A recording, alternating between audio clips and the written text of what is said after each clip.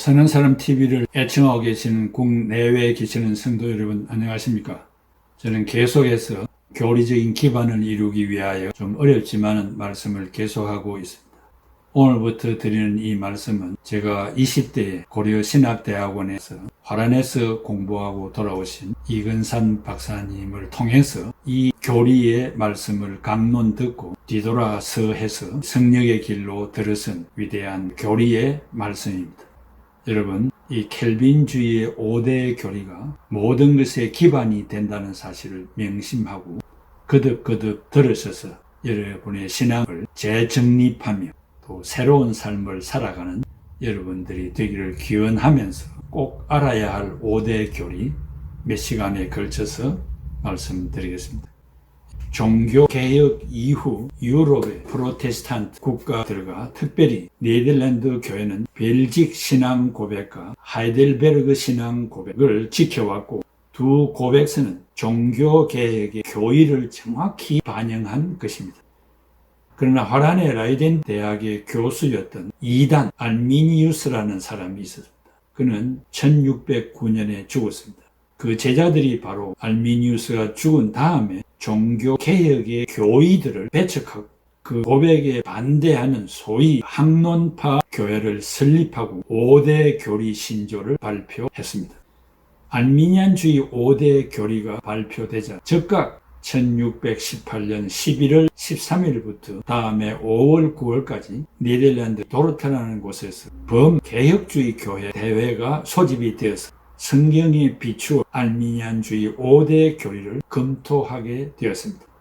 도르트 대회는 7개월 동안에 154차례 회의를 열고 이단 알미니안주의가 하나님의 말씀에 위배되는 교리임을 선언했고 동시에 이에 대조되는 켈빈주의 5대 교리를 공식적인 것으로 발표하게 되었습니다.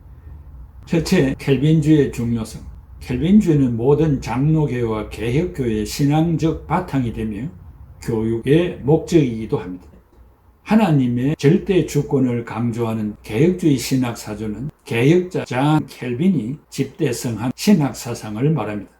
핵심 사상은 주로 5가지로 요약이 되는데 그 첫째는 오직 성경 솔라 스크립추라 진리를 판별하는 권위는 성경뿐이라는 것입니다. 둘째, 오직 그리스도 솔루스 크리스토스 구원은 어떤 수단이나 타 종교의 교제를 믿음으로 되는 것이 아니라 오직 예수 그리스도의 십자가의 은혜로만 되는 것입니다. 셋째, 오직 은혜 솔라 그라티아 구원은 인간의 어떤 조건과 상관없이 오직 하나님의 전적 은혜로만 되는 것입니다. 넷째, 오직 믿음 솔라 피데 오직 믿음을 통해서만 구원을 받는 것입니다. 다섯째, 오직 하나님께 영광 솔리 데오 글로리아 구원받은 자는 무엇을 하든지 하나님께 영광을 돌리는 것을 바랍니다. 크게 둘째, 켈빈주의란 뭡니까? 켈빈주의는 16세기 중반 스위스 제네바에서 종교개혁을 일으킨 칼빈의 교훈을 추종하던 신학자들이 17세기 초에 신학체계를 완성시킨 것을 일컫는 말입니다. 다시 말하면 켈빈주의는 루트파와 구별되는 개혁파의 신앙 고백과 교리 문답의 본질적인 신학적인 신념 체계를 가리킵니다. 켈빈주의는 바울과 어거스틴의 신학사상을 계승한 포괄적인 성경사상 체계로서 하나님의 절대 주권을 근본 원리로 채택하여 신학적으로 체계화시킨 조직화된 신학사상입니다. 로마서 11장 33절에서 36절에 깊도다 하나님의 지혜와 지식에 부유하며 그의 판단은 청량치 못할 것이며 그의 길은 찾지 못할 것이로다. 누가 주의 마음을 알았느냐 누가 그의 모사가 되었느냐 누가 주께 먼저 들여서 갚으심을 받겠느냐 이는 만물이 주에게서 나오고 주로 말미암고 주에게로 돌아갑니다. 영광이 그에게 세세에 있으리로다. 아멘 했습니다. 켈빈주의는 로마서 11장 36절 모든 만물이 하나님으로부터 나와서 하나님으로 말미암고 하나님께로 돌아가기 때문에 하나님께서 당연히 영광을 받으셔야 된다는 하나님 중심주의 신학체계입니다. 켈빈주의는 창세기 17장 1절에 나는 전능한 하나님이라 너는 내 앞에서 행하여 완전하라는 말씀을 좌우명으로 선택했습니다. 그래서 하나님 앞에서 코람데오 before God라는 신전 의식 사상을 갖게 되었습니다. 켈빈주의는 정확무한 하나님의 말씀인 성경의 증거를 겸손히 받으며 그 성경의 가르침에 충실히 따라 하나님의 절대 주권과 은혜에 순복하며 온 교회와 세상에 가르치는 성경적 신학 사상 체계입니다. 셋째, 켈빈주의 5대 교리는 무엇입니까? 켈빈주의 5대 교리는 하나님의 구원 계획의 5가지 진리를 말합니다. 화란의 라이덴 대학의 교수였던 이단 알미니우스를 잘 기억하십시오. 이단 알미니우스는 5가지 중요한 점에서 개혁신앙으로부터 이탈했습니다. 그는 예정을 무시하고 예지에 근거한 5가지 교리를 선언했습니다. 예지는 불가능한 장래를 미리 지각하는 초감각적 능력을 말합니다. 이와 같은 주장은 종교회의에 의해서 배척을 받고 이와 반대되는 견해, 즉 소위 도르트 신경 또는 반대자들에 대항하는 켈빈의 가르침을 정리한 5개의 조항이 구체화되었습니다. 이 종교회에서는 5가지를 정리한 것은 이단 알미니우스가 5개 항을 발표했기 때문에 5개 항으로 정리한 것입니다. 그것을 구체적으로 설명하면 이단 알미니우스의 교리의 첫 번째는 부분적인 타락이다. 이 켈빈주의는 전적 타락이다. 또 이단 알미니우스가 두 번째 조건적 선택, 켈빈주의는 무조건 선택, 알미니우스는 셋째 무제한적 속죄, 켈빈주의는 제한된 속죄, 또 네 번째 알미니우스는 저항할 수 있는 은혜, 켈빈주의는 불가항력적 은혜, 다섯째 알미니우스는 은혜로부터의 타락, 켈빈주의는 성도의 인내, 견인을 주장했습니다. 이 켈빈주의 5대 교리는 켈빈주의 구원론의 진수의 꽃입니다. 이 5대 교리는 밀접히 연관된 난공불락의 요새와 같습니다. 사탄은 이 요새를 맹렬히 공격해왔고 지금도 그러합니다. 그러나 하나님의 구원의 은혜와 진리는 영원하여 이 은혜의 진리는 결코 무너지지 아니할 것입니다. 진실로 타락한 인간의 전인 구원은 오직 하나님의 전적인 은혜에만 의존되어 있습니다. 전인 구원은 오직 여호와께 속한 것입니다. 이사야 43장 11절에 나 곧 나는 여호와라 나 외에 구원자가 없나니라. 요나서 2장 8, 9절에 거짓되고 헛된 것을 숭상하는 모든 자는 자기에게 베푸신 은혜를 버렸사오나 나는 감사하는 목소리로 주께 제사를 드리며 나의 서원을 주께 갚겠나이다. 구원은 여호와께 속하였나이다 하니라. 넷째, 켈빈의 5대 교리를 해설하겠습니다. 첫째, 전적인 타락입니다. 이단 알미니우스는 부분적인 타락을 주장했습니다. 인간의 한 부분만 타락하였고 일부 선한 것이 남아 있었다고 주장합니다. 이 천주교회가 이 알미니우스의 주장을 받아들이고 있습니다. 인간은 전적으로 타락했습니까? 부분적으로 선이 남아 있습니까? 인간 스스로 전인 구원을 이룰 수가 없습니까? 타 종교의 신앙으로 전인 구원을 성취할 수 없습니까? 그렇다면 그 이유는 무엇입니까? 복 있는 사람은 전인 구원을 받은 자인데 어떻게 전인 구원을 받을 수 있습니까? 아담 하와가 선악과를 따먹고 행위 계약을 파기함으로 하나님에게 죄를 범하게 된 것이 원죄입니다. 그래야 인간은 죽게 되었는데 구약적인 죽음은 하나님과의 관계가 두절된 것이며 에덴 동산에서 쫓겨난 상태를 말합니다. 그 죽음은 양심마저 부패 타락한 것입니다. 제1장 이 도르트 신조를 한번 생각해 보겠습니다. 인간은 원래 하나님의 형상을 따라 지음을 받았습니다. 그를 지으신 이에 대한 참된 구원의 지식과 영적인 일들에 관한 추구가 있었습니다. 즉 그의 마음과 의지는 의롭고 순결했으며 전 인격은 성결했습니다. 그러나 인간은 사단의 유혹과 자유의지로 인하여 하나님을 거역하여 이 특별한 은사들을 빼앗겼으며 그로 인해 사악한 마음과 비참한 어두움, 헛됨과 잘못된 판단력을 가지고 악하고 불순종하며 마음과 의지는 완악해지고 감정이 불결해져 버린 것입니다. 도르트 신조 제2장 인간은 타락한 후에 자녀를 낳았고 타락한 조상에게서 또한 타락한 후손들이 나게 되었습니다.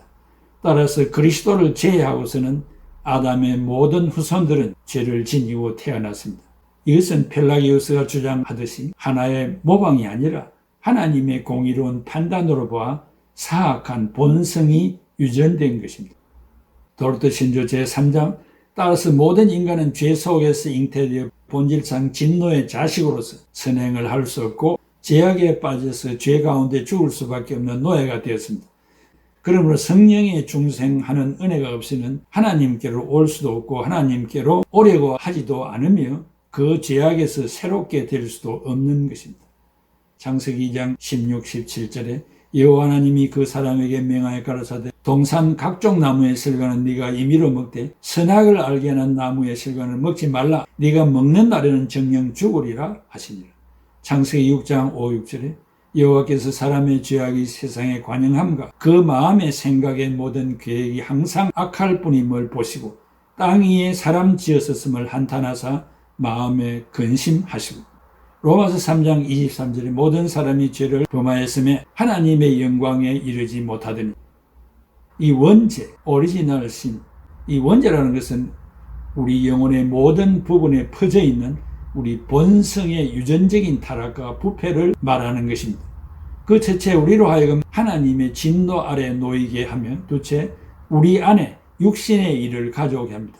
갈라디아서 5장 19절에 육체의 일은 분명하니 곧 음행과 더러운 것과 호색과 우상 숭배와 주술과 원수 맺는 것과 분쟁과 시기와 분냄과 당 짓는 것과 분열함과 이단과 투기와 술 취함과 방탕함과 그와 같은 것들이라고 했습니다.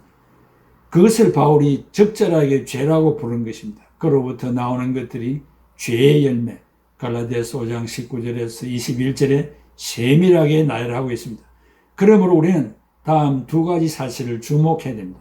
첫째, 우리는 본성의 모든 부분이 심히 부패하고 타락되어 있으므로 이 엄청난 부패 때문에 의와 순결과 결백이 아니고는 어느 것도 용납하지 아니하시는 하나님 앞에서 마땅히 정죄를 받게 되는 것입니다. 공의의 하나님이기 때문에 그렇습니다.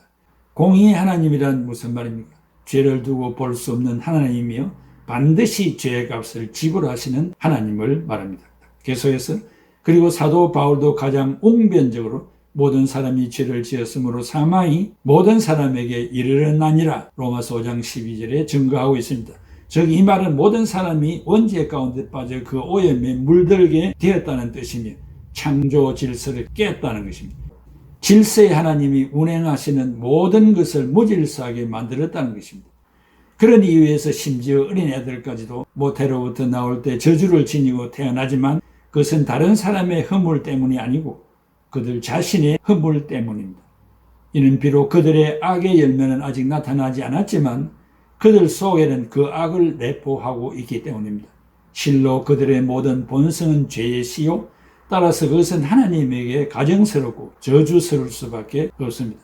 두 번째 문제를 고찰해야 되겠습니다. 즉 이 부패는 마치 활활 타는 난로가 계속 불꽃을 일으키는 것과 같고 또 샘물이 쉬지 않고 흐르는 것과 같이 우리 안에서 멈추지 않고 흘러 이미 살펴본 육적인 열매를 계속 맺습니다. 그리하여 우리의 본성에는 선이 결핍되거나 없을 뿐만 아니라 모든 악은 풍성하게 있으므로 그냥 있을 수가 없기 때문입니다. 간단히 말하면 인간의 전 존재가 정욕에 지나지 않는다는 것입니다. 양심까지도 타락하였는데 100% 타락했습니다. 화란의 유명한 봉사 코르텐봄 여사의 간증입니다. 화란에 공산당이 들어온 이후 교회의 핍박이 이만저만이 아니었습니다. 참된 신자들은 지하실에 숨어서 예배를 드렸고 기도를 간절히 했습니다. 한 번은 지하실에 예배를 드리고 있는데 갑자기 소련군이 기관총을 들고 문을 박차고 들어왔습니다. 온 성도들은 깜짝 놀랐습니다. 이때 소련군은 소리를 칩니다. 모두들 꼼짝하지 말라. 너희들은 여기서 적결 처분을 한다. 그러나 다시 한번 기회를 준다. 이제부터 예수를 안 믿겠다고 하는 사람은 빨리 나오라. 몇 사람이 일어나 나갔습니다. 죽음이냐 배신이냐 무거운 침묵이 흘렀습니다. 소련 병사가 다시 소리칩니다. 이제 더 없느냐? 살고 싶은 놈은 어서 나오라. 아무도 일어서는 사람이 없었습니다. 소련 병사는 살고 싶은 놈이 없다는 말이지. 너희들은 이 기관총으로 죽일 테다 하고 총을 겨누었습니다. 이때 성도들은 죽음을 각오하고 기도하기 시작했습니다. 울부짖는 기도 소리가 지하실을 뒤흔들었습니다. 바로 이때 소련 병사가 문을 잠그고 성도들에게 달려가서 얼싸안고 이렇게 말했습니다. 형제들 반갑습니다. 나도 예수를 믿는 신자입니다. 이곳에 예배를 드린다는 말 듣고 예배를 드리러 왔습니다. 위에서 생사를 말한 것은 가짜를 구별하기 위해서였습니다. 용서하십시오. 가짜들은 다 도망가고 없습니다. 자, 예배를 계속합시다. 고난과 환난은 가짜와 진짜를 구별하는 시험입니다. 인간이 죄를 범하여 100% 죽었던 죄인인데 예수 그리스도의 은혜가 아니고서는 삶의 가치가 없는 줄 알고 오직 예수, 이 길만이 살 길임을 아는 자가 진짜인 것입니다. 그래서 거짓말을 할 수 없어서 도망가지 않고 죽음을 각오하고 진실을 보이는 것입니다. 사랑하는 성도 여러분, 아담의 죄와 우리의 죄로 인하여 전적 부패했습니다. 0.001%도 선한 것이 없는 죄로 가득 찬 원죄로 충만하고 자범죄로 충만한 인간입니다. 알미니우스 이단은 부분적으로 타락했다 하지만 비성경적이고 이단적인 사상입니다. 마지막에 예를 들은 화란의 유명한 봉사 코리텐 붐 여사가 간증한 그 내용에 지하실에서 예수를 믿지 않겠다고 하는 사람은 나오라 했을 때 몇 사람이 나갔다고 했지 않습니까? 그런데 많은 다수의 사람들은 울부짖으며 하나님 앞에 생명을 내맡기고 기도했습니다. 왜 그랬을까요? 삶의 가치와 생존의 가치는 전적으로 타락한 이 인간들은 오직 예수 아니고서는 가치가 없는 것을 알고 생명을 걸고 기도하기 시작하였고 기관총에 맞아 죽어도 좋다고 그 어려운 시련을 극복한 사람들이 아니겠습니까? 전적으로 나는 부패한 존재라는 것을 절감하지 않는 한 기독교 세계관을 가지고 살 수 없을 것이며 보람찬 신앙생활을 하기는 어려울 것입니다. 감론하는 이 사람들, 인간의 전적 부패 앞에 양손 양발을 다 들었습니다. 그리하여 세상으로 나아갈 길을 뒤돌아서 하여 이 성령의 한 생애를 바쳤습니다. 여러분들도 이 교리를 처음부터 잘 학습하여 삶의 이정표가 될 수 있기를 기원합니다. 기도하겠습니다. 아버지 하나님, 은혜와 사랑을 진심으로 감사합니다. 우리는 본래 하나님의 형상으로 지음을 받았지만 사탄의 유혹과 우리의 자유의지를 잘못 사용함으로 인하여서 부패 타락한 존재가 되었습니다. 그래야 에덴 동산에서 쫓겨나 죄 속에서 살다가 죽어 마땅한 죄인들이었습니다. 에베소 2장 1절에 우리는 죄와 허물로 죽었던 너희들이라고 했습니다. 아버지 하나님, 이 사실을 절감하지 않는 한 예수의 필요성을 느끼지 못할 것으로 생각됩니다. 아버지 하나님이여, 이 교리 앞에, 이 말씀 앞에 양손 양발을 다 드는 우리들이 되게 하시고 삶의 이정표가 되게 하여 주시옵소서. 예수님의 이름으로 기도하옵나이다. 아멘. 죄악에 썩은 내 육신을 주님이 쓰시려 했네. 죽음의 덫에 걸려있는 몸 주님이 쓰시려 했네. 속죄하는 손 치유하시고 속죄하는 발 치유하셨네. 새 생명 얻은 이 몸 다 바쳐 주님께 영광 돌리리. 몸을 놓치란 내 육신을 주님이 쉬게 하셨네. 십자가 보혈 증거하라고 주님이 살리셨네. 기도를 할 때 음성 주시고 찬송을 할 때 기쁨 주시니 내 작은